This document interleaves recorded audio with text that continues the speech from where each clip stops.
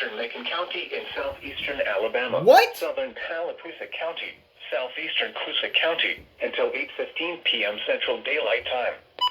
At 7:18 p.m. Central Daylight Time, severe thunderstorms were located along a line extending from near Equality to near Talladega Bridge, moving southeast at 25 miles per hour. Hazard, 60 miles per hour with gusts and penny-sized That hail. is so far away. Source, radar indicated.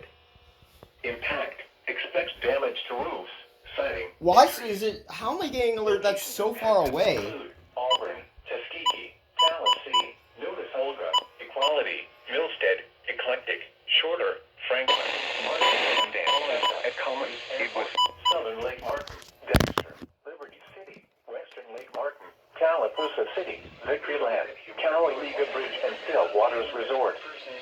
For your protection, move to an interior room on the lowest floor of a building. Repeating, a severe thunderstorm warning has been issued until 8:15 p.m. Central Daylight Time for the following county: Coosa, Alabama.